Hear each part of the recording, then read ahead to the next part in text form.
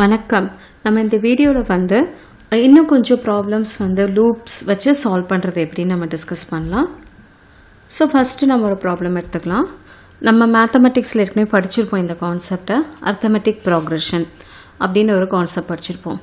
அது என்னன்னு பார்த்தீங்கன்னா, ஒரு சீக்வன்ஸ் ஆஃப் நம்பர்ஸ், அதில் டிஃப்ரென்ஸ், அந்த கன்சிக்யூட்டிவ் எலமெண்ட்ஸ், அதாவது அடுத்தடுத்து உள்ள எலமெண்ட்ஸில் உள்ள டிஃப்ரென்ஸ் என்னன்னு பார்த்தீங்கன்னா கான்ஸ்டண்ட்டாக இருக்கும். அப்படி தான் வந்து அர்த்தமெட்டிக் ப்ராக்ரெஷன் இருக்கும்.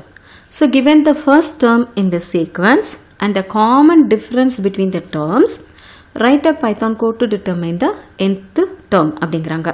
அதாவது அந்த சீக்வன்ஸில் உள்ள ஃபர்ஸ்ட் டேர்மையும் அந்த காமன் டிஃப்ரென்ஸ் பிட்வீன் த டேர்ம்ஸையும் கொடுத்தா நம்ம ஒரு பைத்தான் கோடு எழுதணும் nth டேர்ம் என்ன அப்படிங்கிறத கண்டுபிடிக்கிறதுக்கு. இதுதான் வந்து உங்களுக்கு ப்ராப்ளம். சரியா? ஸோ நம்ம இதை இன்னும் புரிஞ்சுக்கிறதுக்கு எக்ஸாம்பிள் பார்க்கலாம். அதுக்கு முன்னாடி பிஎஸ்சி மட்டும் பார்த்துருவோம். இன்புட் என்ன அப்படின்னு பார்த்தீங்கன்னா, இந்த ப்ராப்ளம்க்கு வந்து ஃபர்ஸ்ட் டேர்ம் இந்த சீக்வன்ஸ், காமன் டிஃப்ரென்ஸ் அண்ட் என், எத்தனாவது டேர்ம் வேணுங்கிறது. ஓகேவா?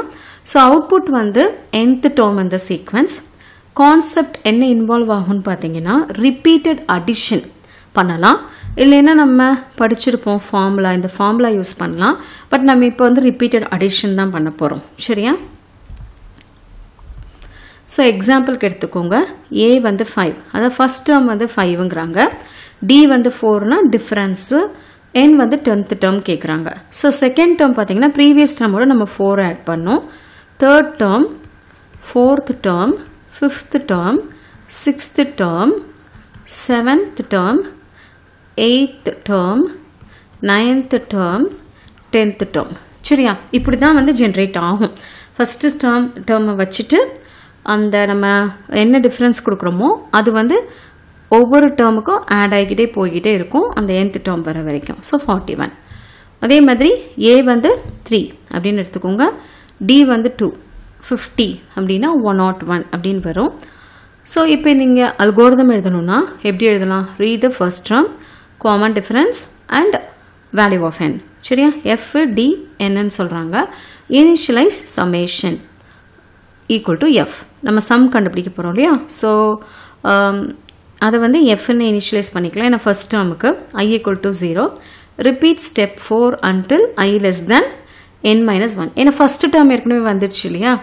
ஸோ நம்ம வந்து n-1 வரைக்கும் போனால் போதும். ஏன்னா 0லேருந்து ஸ்டார்ட் பண்ணுறோம். ஸோ நம்ம n-1 வரைக்கும் போனால் போதும். Summation equal to summation plus D. அந்த லூப் போட்டு வெளியில் வந்த உடனே சமேஷனை வந்து பிரிண்ட் பண்ணணும்.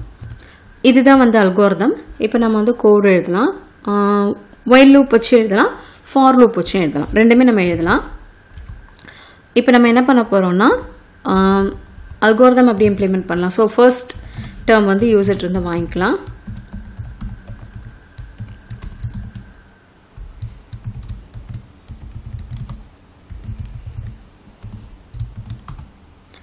அடுத்து டிஃப்ரென்ஸ் என்ன அப்படின்னு வாங்கிக்க போகிறீங்க.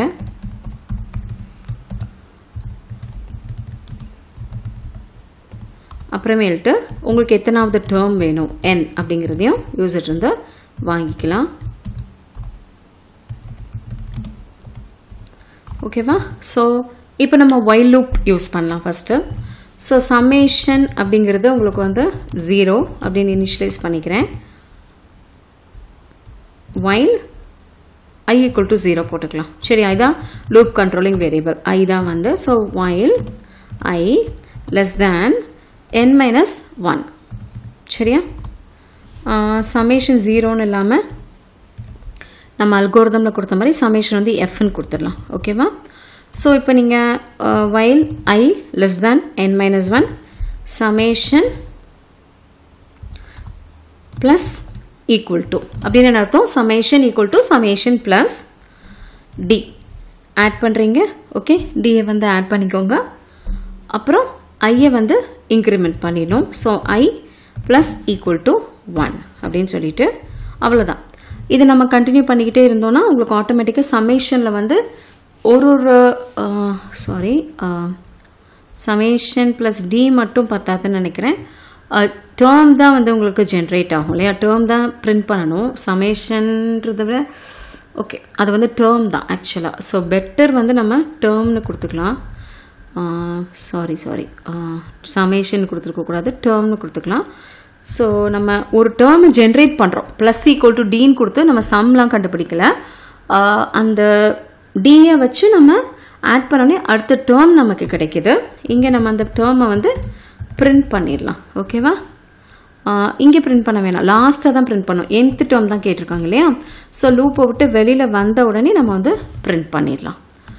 ஓகே, ஸோ இப்போ பார்த்தீங்கன்னா எக்ஸிக்யூட் பண்ணணும்னா ஃபஸ்ட்டு டேர்ம் வந்து நம்ம எக்ஸாம்பிள் எடுத்துக்கிட்ட மாதிரி 5 4 என்னோட வேல்யூ வந்து 10 அப்படின்னா உங்களுக்கு 41 வருது. திரும்பவும் எக்ஸிக்யூட் பண்ணலாம். ஃபஸ்ட்டு டேர்மோட வேல்யூ வந்து 3 2 n வந்து 50 அப்படின்னா 101 வந்து வந்துருச்சு. ஓகேவா? ஸோ அடுத்து என்ன ப்ராப்ளம் பார்க்க போகிறோன்னா, ஒரு கொடுத்துருக்குற நம்பர் வந்து ப்ரைமா இல்லையா அப்படின்னு பார்க்க போகிறோம். ப்ரைம் நாட் ப்ரைம்னு சொல்லலாம், இல்லை ப்ரைம் ஆர் காம்போசிட்னு சொல்லலாம். இப்போது எப்போ ஒரு நம்பர் வந்து நம்ம ப்ரைம் நம்பர்னு சொல்லுவோம்? நம்ம சின்ன வயசுலேயே படிச்சிருப்போம்ல, 2 வந்து ஒரு ப்ரைம் நம்பர், 3 வந்து ஒரு ப்ரைம் நம்பர், 5 7 இந்த மாதிரிலாம் ப்ரைம் நம்பர்ஸ். ப்ரைம் நம்பர்ஸ் எடுத்துக்கிட்டிங்கன்னா அதுக்கு வந்து அதுவும் இப்போ 7 எடுத்துக்கிட்டிங்கன்னா 7ஓட டிவைசஸ் பார்த்தீங்கன்னா 7 and 1 இது ரெண்டும் தான் வந்து டிவைசஸாக இருக்கும். இது தவிர வேறு எந்த நம்பருமே உங்களுக்கு வந்து டிவைசஸாக இருக்காது. அதுதான் வந்து உங்களுக்கு ப்ரைம் நம்பர் நம்ம சொல்வோம். ஃபார் எக்ஸாம்பிள் நீங்கள் 11 எடுத்துக்கோங்க, இல்லை நீங்கள் வந்து வேறு பெரிய நம்பர்ஸ்னால் 23 எடுத்துக்கோங்க. இது எல்லாமே ப்ரைம் நம்பர்ஸ் தான். ஈவன் 37 கூட ப்ரைம் நம்பர் தான் நினைக்கிறேன். ஸோ இது எல்லாமே ப்ரைம் நம்பர்ஸ் தான். இந்த நம்பர்ஸ் எடுத்திங்கன்னா இந்த நம்பர்ஸ்க்கு 1ஐயும் அதே நம்பரையும் தவிர மிச்ச டிவைசஸே கிடையாது, மிச்ச ஃபேக்டர்ஸே கிடையாது. அதை தான் நம்ம ப்ரைம் நம்பர் சொல்வோம். ஸோ எப்படி வந்து நம்ம ஒரு நம்பரை ப்ரைமான்னு சொல்கிறது அப்படின்னு பார்த்தீங்கன்னா, இப்போ ஃபார் எக்ஸாம்பிள் நான் வந்து 97 அப்படிங்கிற நம்பர் வந்து ப்ரைமா இல்லையா நான் செக் பண்ணணும். அப்போ நான் என்ன பண்ணணும்னா 2லேருந்து தான் ஸ்டார்ட் பண்ணணும். ஓகேவா? 2லேருந்து ஸ்டார்ட் பண்ணி நான் ஒரு நம்பராக அந்த 97 டிவைட் பண்ண தான் திங்க் பண்ணணும், செக் பண்ணணும். 97 டிவைட் பை 2வா இல்லை, 3ஆ இல்லை, 4ஆ இல்லை, 5ஆ இல்லை, இந்த மாதிரி நான் ஒரு நம்பராக டிவைட் பண்ண தான் செக் பண்ணணும். Up to what, till what அப்படிங்கிறது தான் கொஸ்டின். எது வரைக்கும் நம்ம வந்து செக் பண்ணணும் அப்படிங்கிறது தான் வந்து கொஸ்டின். ஒரு நிறைய ஐடியாஸ் இருக்குது. நீங்கள் வந்து இப்போது இது வந்து just PSC number to be check தான் இன்புட்டு. அவுட்புட் வந்து print either prime or not prime. Concept வந்து பார்த்தீங்கன்னா பேசிக்கலாக அது வந்து டிவைசர் இருக்கா இல்லையா நம்ம செக் பண்ண போகிறது தான் கான்செப்ட். இப்போ நீங்கள் 10 எடுத்துக்கிட்டிங்கன்னா இது வந்து ப்ரைம் இல்லை, ஏன்னா 2ஆலே டிவைட் ஆகிடும். 19 எடுத்துக்கிட்டிங்கன்னா அது வந்து ப்ரைம் தான். சரியா? ஸோ இப்போ நம்ம எங்கே போய் ஸ்டாப் பண்ணணும், எது வரைக்கும் ஸ்டாப் பண்ணணும்? இப்போ 97 நான் செக் பண்ணணும்னா 2லேருந்து ஆரம்பிக்கணும் கண்டிப்பாக. எது வரைக்கும் போகணும் அப்படின்னு பார்த்தீங்கன்னா ஃபர்ஸ்ட் ஐடியா என்ன சொல்லுதுன்னா n-1 வரைக்கும் போகணும், அதாவது 96 வரைக்கும் செக் பண்ணணும் அப்படின்னு சொல்லுது. இது வந்து ஒரு கான்செப்ட். Okay fine. ஆனால் இப்போ நான் வந்து ஃபார் எக்ஸாம்பிள் 1,45,113ன்னு சொல்கிறேன். இவ்வளோ பெரிய நம்பருக்கு நான் அப்போ எது வரைக்கும் போகணும்? 1,45,112 வரைக்கும் போகணும். இது தேவையா அப்படின்னு நமக்கு ஒரு கொஸ்டின் வருது. அது வரைக்கும் நம்ம கண்டிப்பாக போகணுமா அப்படின்னு பார்த்தீங்கன்னா இல்லை. ஏன்னா நம்ம சின்ன ஃபேக்டர், அந்த நம்பரு காம்போசிட் அந்த ஒரு சின்ன ஃபேக்டர் என்னவா இருக்குன்னா 2, கரெக்டாக? அதே இதோட பெரிய ஃபேக்டர் என்னவா இருக்குன்னு பார்த்தீங்கன்னா less than or equal to n/2 தான் இருக்கும் அந்த நம்பரை தவிர்த்து. இப்போது 500ன்னு ஒரு நம்பர் எடுத்துக்கோங்களேன். 500க்கு நீங்கள் ஃபேக்டர்ஸ் பார்த்தீங்கன்னா உங்களுக்கு 500 தவிர மிச்சம் எல்லா ஃபேக்டர்ஸுமே less than or equal to 250 தான் அதோட பை 2. ஸோ எல்லா நம்பருமே பார்த்தீங்கன்னா less than or equal to 500/2 தான். நீங்கள் 1000 இல்லை 1250 கூட எடுத்துக்கோங்களேன், அதோட 1250 தவிர அதோட ஃபேக்டர்ஸ் எல்லாமே less than or equal to 625 sorry அவ்வளவுதான் இருக்கும். அது தவிர 625க்கு மேலே எந்த ஃபேக்டருமே இருக்காது. இப்போ 1250 எடுத்துட்டிங்கன்னா 625க்கு மேலே வேறு ஃபேக்டர்ஸே இருக்காது. ஸோ இது வந்து ஒரு அப்சர்வேஷன். ஸோ நீங்கள் என்ன பண்ணலான்னா 2லேருந்து n/2 வரைக்கும் போகலாம். நீங்கள் 2லேருந்து n/2 வரைக்கும் போகிறீங்கன்னா என்ன அர்த்தம்னா ஆல் பாசிபிள் ஃபேக்டர்ஸை செக் பண்ண போகிறீங்கன்னு அர்த்தம். ஆல் பாசிபிள் ஃபேக்டர்ஸ் வந்து செக் பண்ண போகிறீங்க. ஆனால் மேக்ஸில் ரொம்பவே சொல்லப்படாத இல்லை ரொம்ப பாப்புலர் ஆகாத ஒரு கான்செப்ட் என்னன்னு பார்த்தீங்கன்னா, ஒரு காம்போசிட் நம்பர் இருக்குன்னு வச்சுக்கோங்களேன். ஒரு காம்போசிட் நம்பரோட லீஸ்ட் ஃபேக்டர், லீஸ்ட்னா சின்னது, லீஸ்ட் ஃபேக்டர் எப்படி இருக்கும்னா less than or equal to square root of n இப்படின்னு ஒரு கான்செப்ட் இருக்கு. காம்போசிட் நம்பரை பொறுத்த வரைக்கும் அதனுடைய லீஸ்ட் ஃபேக்டர், ஸ்மாலஸ்ட் ஃபேக்டர் வந்து less than or equal to square root of n தான் இருக்குங்கிற ஒரு கான்செப்ட் இருக்கு. ஸோ நம்ம அதை யூஸ் பண்ணோம்னா நம்ம வந்து 2ல இருந்து ஸ்கொயர் ரூட் ஆஃப் n வரைக்கும் போனாலே போதும், நம்ம அது ப்ரைமா இல்லையாங்க செக் பண்ணலாம். ஏன்னா நீங்கள் ப்ரைமா நீங்கள் செக் பண்ணுங்கிறப்போ எல்லா ஃபேக்டர்ஸையும் பார்க்கணுன்ற அவசியம் கிடையாது. நமக்கு வந்து லீஸ்ட் ஃபேக்டர் இருக்கா அப்படின்னு மட்டும் நம்ம செக் பண்ணால் போதும். அப்போ இந்த ப்ராப்பர்ட்டியை நம்ம யூஸ் பண்ணிக்கலாம். ஒரு காம்போசிட் நம்பருக்கு அதனுடைய லீஸ்ட் ஃபேக்டர் வந்து less than or equal to square root of n. அப்போ நீங்கள் ஸ்கொயர் ரூட் ஆஃப் n வரைக்கும் மட்டும் செக் பண்ணால் போதும்.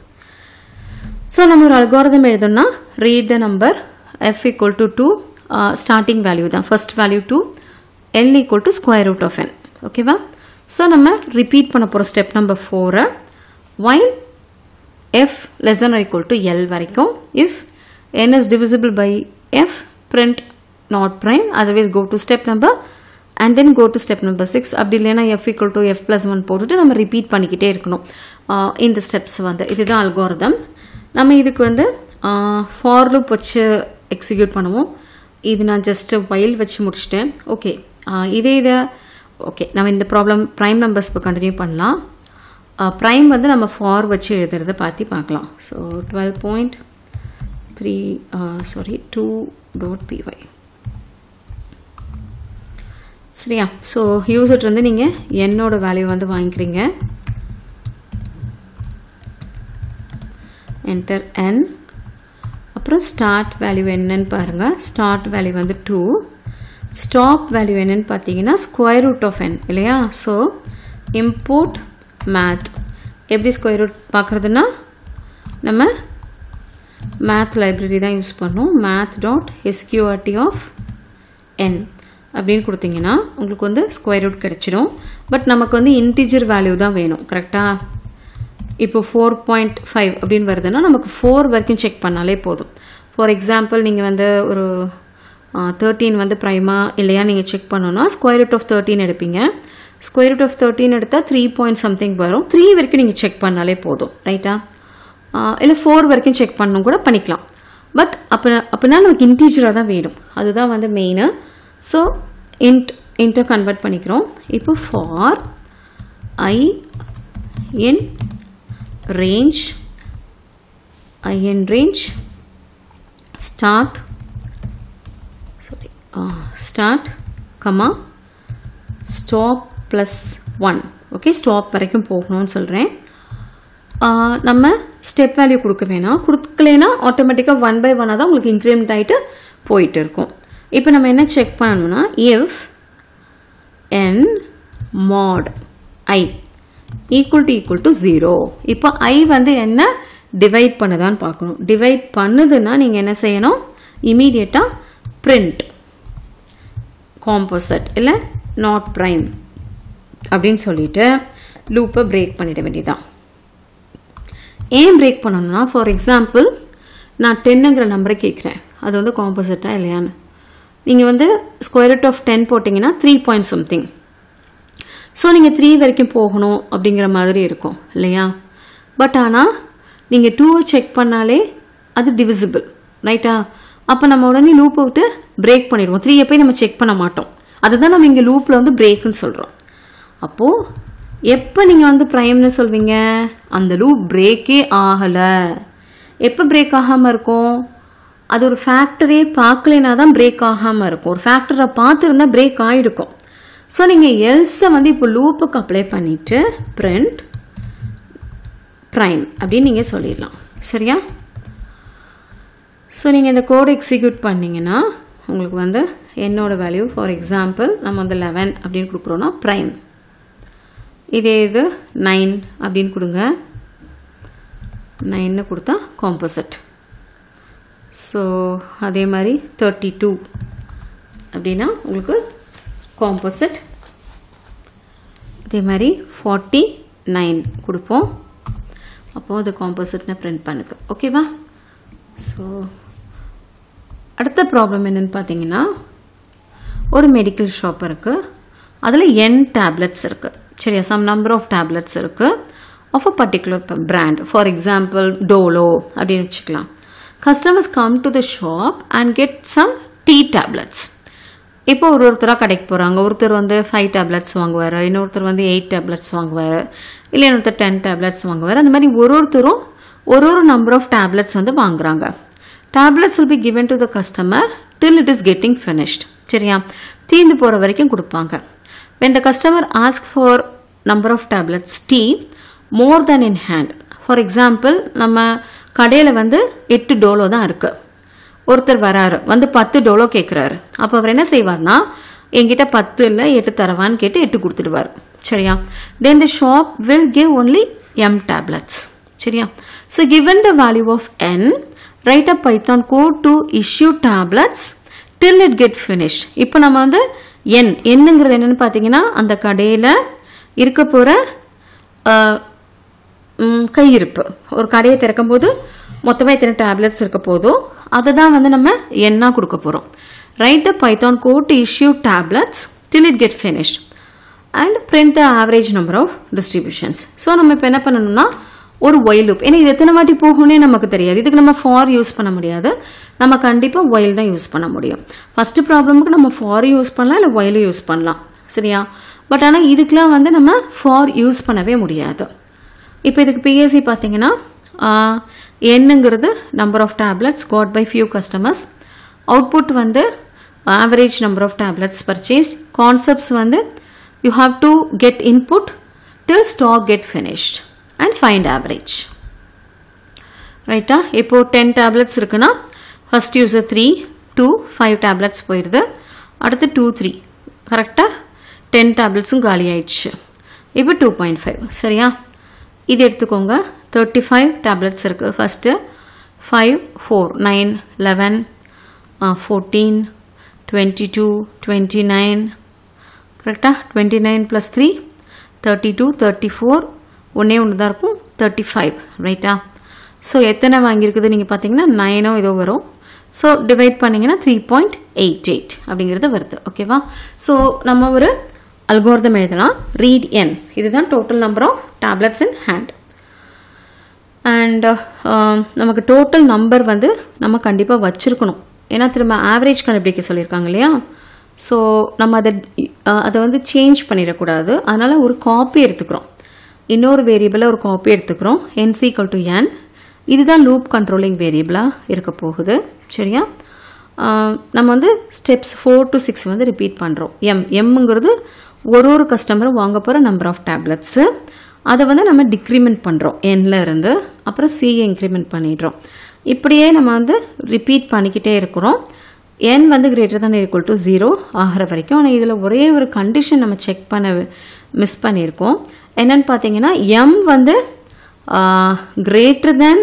n அப்படின்னா தான் > n தான் இந்த கண்டிஷன். அப்படி இல்லைன்னா நம்ம வந்து எவ்வளவு இருக்கோ அதை மட்டும் தான் சப்ட்ராக்ட் பண்ணணும். சரியா? ஓகே. ஸோ பட் ஆனால் அது பெருசாக அஃபெக்ட் பண்ண போகிறதில்ல, அதனால் விட்டுட்டோம். பட் கோடிங் அப்போ நம்ம பண்ணிடலாம். ஓகே. So increment C. இப்போ nc / c. ஓகே. ஸோ இப்போ ப்ரோக்ராம் எழுதலாம் இதுக்கு.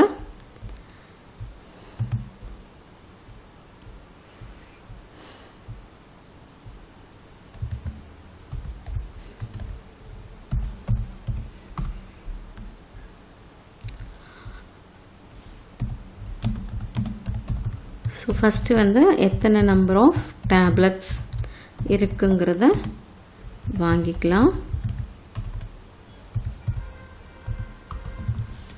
அடுத்து என்ன பண்ணோம்னா, இன்னொரு வேரியபிள் nc வச்சுக்கலாம். nc = n. அடுத்து பார்த்தீங்கன்னா இன்னொரு கவுண்டர் வேரியபிள் 0. இப்போ while n not equal to 0 இல்லை > 0 அப்படின்னு வச்சுக்கலாம். வச்சுட்டு என்ன பண்ண போகிறோம், m வந்து யூசர் வந்து வாங்க போகிறோம்.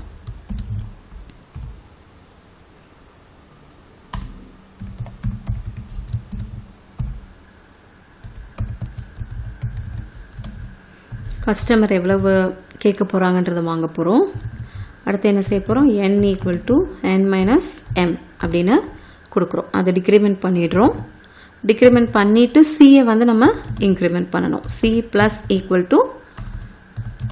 1 அப்படின்னு நீங்கள் கொடுத்தீங்கன்னா c = c + 1 இன்க்ரிமெண்ட் ஆகிடும். ஓகேவா? ஸோ இதில் நம்ம ஒரு கண்டிஷன் செக் பண்ணிக்கலாம். என்னன்னா if m is less than n, less than or equal to n, அதாவது கஸ்டமர் கேட்குற நம்பர் ஆஃப் டேப்லெட்ஸ் வந்து less than or equal to number of tablets in the shop அப்படின்னா நம்ம வந்து இதை பண்ணுவோம். அப்படி இல்லைன்னா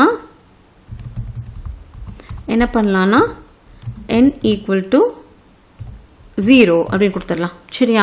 அது n = n - n தானே, அத்தனை டேப்லெட் தான் அவங்க வந்து கொடுக்க போகிறாங்க. ஸோ நம்ம வந்து கொடுத்துடலாம். ஆக்சுவலாக பிரேசஸ் தேவையில்லை, இங்கே வந்து கோலன் கொடுக்கணும். ஓகேவா? ரைட். இப்போ இந்த கோடை வந்து நம்ம ரன் பண்ணி பார்க்கலாம். ரன் பண்ணி பார்த்தா நம்பர் ஆஃப் டேப்லெட்ஸ் ஃபர்ஸ்ட் கேஸ்க்கு 10 இருக்கு இல்லையா? ஸோ 3 2 2 3. ஓகே, ஆனால் திரும்பவும் கேட்குது. மேபி ஏதோ தப்பு இருக்கலாம், செக் பண்ணுவோம். So n = 0 while n > 0.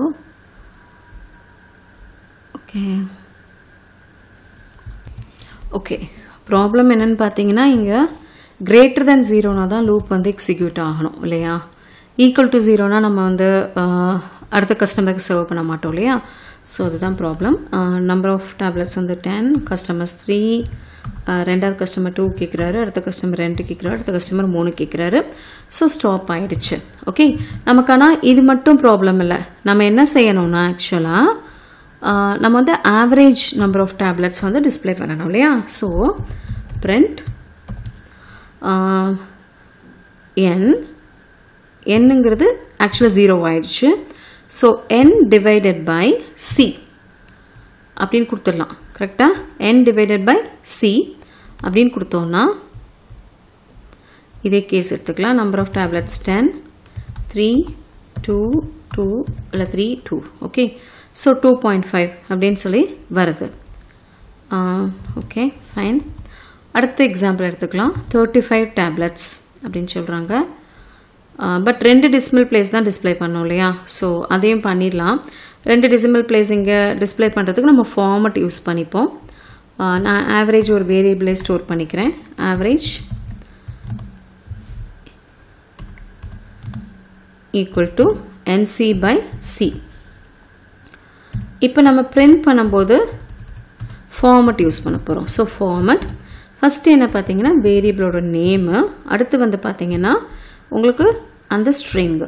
So 0.2f எத்தனை டெசிமல் பிளேஸ் வேணும் அப்படிங்கிறத நம்ம கொடுக்க போகிறோம். So 0.2f.